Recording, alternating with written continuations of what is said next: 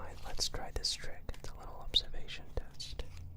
I want you to select any card in this deck as I ripple down the side. Just call stop. Say right there. The 5 of clubs. Now, you actually could have chosen any card you wanted. I want to make that clear. So the 5 of clubs. Let's try this observation test again. What color is this card right here? Red, right? Okay. What color is this card right here? Black, right? And what color were the back of the cards? Red. No. Wait, did you say red? No, see, the color of this deck is actually blue. Actually, the whole deck, yeah, is blue. I don't know why you thought it was red. It was. I made sure to leave one card red though. The 5 of clubs. Well, after I do this trick, I usually get people saying, well, you didn't do the whole trick because you still have, that one card left. You still have that one 5 of clubs. And I say, watch, I can try to complete the trick by also turning this card blue, just like that. I'm going to remove 4 cards from the back. These cards you may know of. I don't know if you've heard of them before. They're the 4 aces. Now, the 4 aces, this is kind of a gambling exercise. In card magic, there are many different ways to shuffle. Many different styles, and depending on where you are, you would shuffle in that way. Let's say I'm casually with some friends. I might shuffle the cards in that manner. Let's say I'm at a fancy casino. I might shuffle the cards like a little table riffle shuffle, like so. Let's say I'm wanting to be all fancy and cool and impress the ladies and whatnot. I might shuffle the cards in this sort of fashion, like that, with a cool little bridge, but it's just a simple ripple shuffle. Now the goal is, I want you to notice there are no protrusions in the deck, there are no false cuts, there's nothing. The deck is really completely normal. Now the goal is for me to come up to the cards, be able to cut to a portion of the cards and cut to an ace, just like that. I want you to see if I were to have cut one card too few, or one card too more, I actually would have not cut to that ace. Now, believe me, there is no sleight of hand, there is no magic. This is really me trying to cut straight to an ace like that. Again, this is not magic. I'm really trying, so I might actually miss an ace here or there. I can't guarantee anything. Oh, lucky me. Anyway, so you can see with each ace that I cut, it gets so much harder to cut to the next ace, right? So I'm going to estimate the final position of the ace like that. I think the last ace, the ace of spades, is in approximately the 20th position from the top. So let's see. 1, 2, 3, 4, 5, 6, 7, 8, 9, 10, 11, 12, 13, 14, 15, 16, 17, 18, 19, 20. So that's something cool that you can do with the aces, actually. You can find them out of nowhere. Another cool thing I can do with the aces, if I just snap like that, actually can turn them straight into the 4 twos. So let's now try something with those 4 twos. We'll take them, and the goal is to lose them in the back. Now I'm going to try a similar sort of thing to find those twos. Let's see if we can do it. The first one, I'll take 6, let's say. I know it's not one of the twos, but bear with me.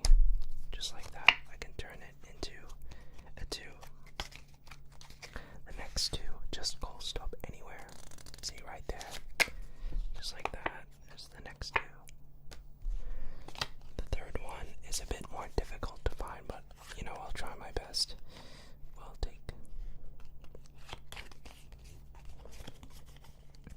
the third 2 is a bit more difficult to find. Oh, fucking hell. The third 2 is a bit more, would say difficult to find, I'll try. I take the 2 of diamonds and the 2 of spades. Watch. Just like that. The 2 of clubs. Now the last 2. Quite difficult, but I'll try my best. Right.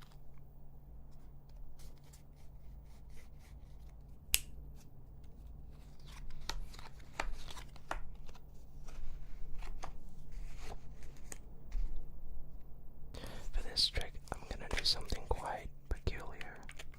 I'm gonna take half the cards face up and half the cards face down and shuffle them face up to face down. You can see face up, face down, face up, face down, face up, face down, like so. In any random order. So what I'm going to do is we're going to select any one of these random cards face up or face down. It really doesn't matter. Let's say we go with the 7 of clubs. It could be any card, but let's say we put that 7 more or less in the middle. Let me try more or less in the middle, like so. Now, don't close your eyes, because when I snap, every card in the deck will go face up except the 7 of clubs. Ready, set, and just like that, every card in the deck goes back the correct way except the 7 of clubs. Before you, I have 8 different playing cards. Now, these playing cards are all similar in some ways, but there is one card amongst these 8 that are completely different.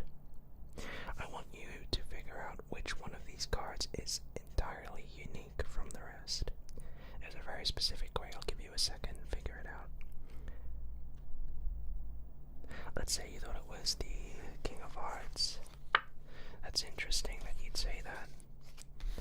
You know why? It's because every one of these cards that I have here are red. But the card that you so happen to think of was blue.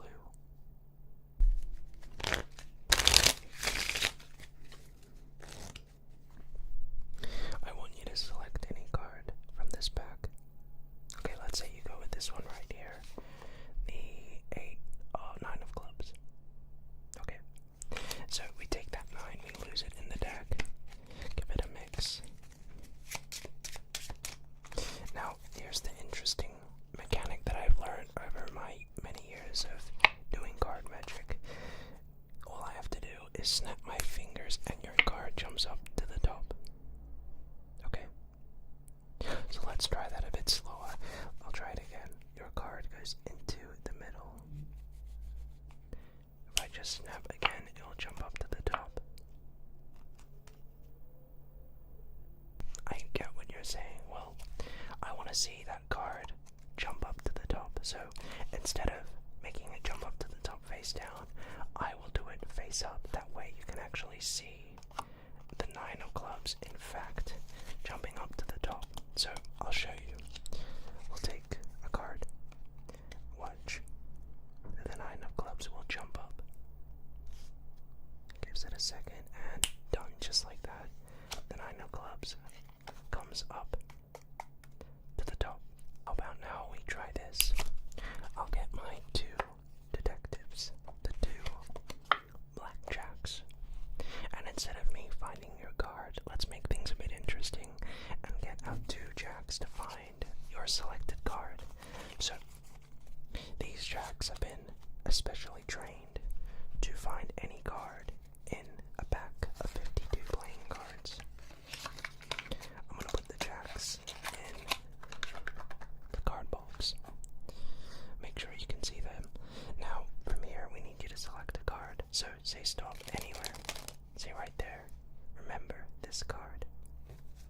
Now, remember, when I said that the jacks can find any card in a deck, here's the crazy thing. They don't even need to be in the deck to find your card. In fact, they can be in the box to find your selected card. is just give it a few seconds. Did you see that? Because if I'm right to say, the jacks have actually just caught one card in between. Now, do you remember what your card was?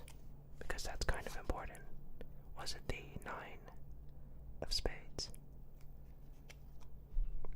Here's the really cool part. Watch. We have our 2 jacks up on top of the back, and your card, a good amount of cards down. Watch. As your card rises back in between the 2 black jacks. So that's quite interesting, right? Here's the final thing that I don't understand. We'll take our 2 jacks, right? And I'll place them in the middle. Now watch, if I just push the jacks in, then one card actually comes out this side, your 9 of spades. Trick, I'm going to use a rubber band, okay? But first, I need you to select a card. So let's say you choose this one right here, the 2 of spades. Now, it really doesn't matter what the card is. But let's say we stick with that 2 of spades. From here, I'll take the rubber band and I'm going to wrap it around the deck. Like so. Now watch carefully. You can see that the deck has been wrapped by this rubber band. But watch carefully, as your card will reveal itself to us even though it is trapped in this deck, sealed by the rubber band. Watch.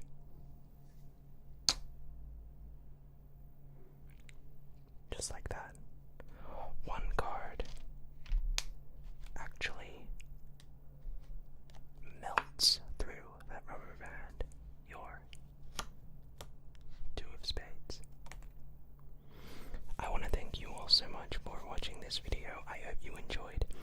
Haven't done card magic in a while, so apologies if I'm a bit rusty, but you guys are asking for this, so I just wanted to provide. But with all that said, thanks again so much for watching, and until next time,